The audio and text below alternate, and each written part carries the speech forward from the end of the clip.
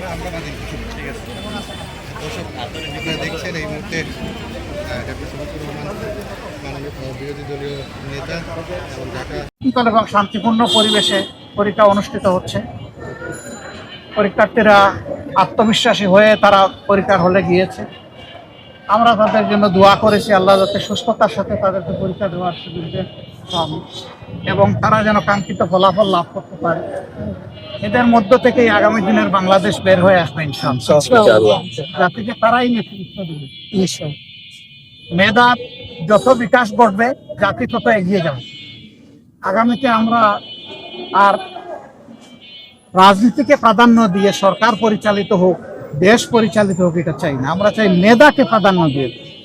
এটা জুলাই আন্দোলনের অন্যতম দাবি ছিল, প্রধান দাবি।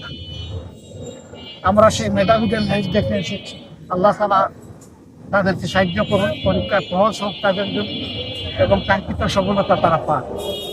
আর নিজেদের সন্তানদের জন্য যারা কষ্ট করে, মায়েরা, বাবারা, গার্জিয়ানরা, তারা সর্বক্ষণ তাদেরকে সাহায্য দিচ্ছেন। তাদের প্রতি আমাদের ভালোবাসা থাকলো, শ্রদ্ধা থাকলো, দোয়া থাকলো। আমার জন্য দোয়া, আপনাদের জন্য দোয়া। বিষয়টা জানতে চাই এর বাইরে শিক্ষার্থীদের বিষয়।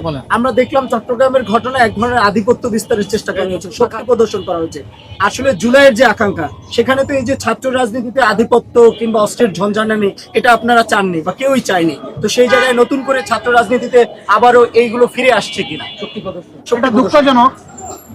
সারা বাংলাদেশের চিত্র একরকম নয়, তবে সামান্য কোনো জায়গায় এটা ঘটুক, এটা আমরা কামনা করি। ওখানে যাবে তারা জ্ঞানের চর্চার জন্য, ওখানে যাবে কেন তারা রক্ত ঝরানোর। এই রক্ত যারই জোরক, সে তো আমারই সন্তান। আমি দেখতে চাই না যে ও কোন দলের। যারই রক্ত জ্বলবে, এটা দুঃখজনক। মা বাপ কাউকে রক্ত ঝরানোর জন্য ওখানে মানুষ হওয়ার জন্য পাঠিয়েছে। তো সেই মানুষ হওয়ার আঙ্গিনায় ও মানুষের কাজ কেউ করুক, এটা আমরা নিন্দা জানাই। আমরা এটা চাই না। এই ব্যাপারে আমরা ভোকাল থাকবো। এই ব্যাপারে আমাদের যা করার আমরা করবো। ধন্যবাদ।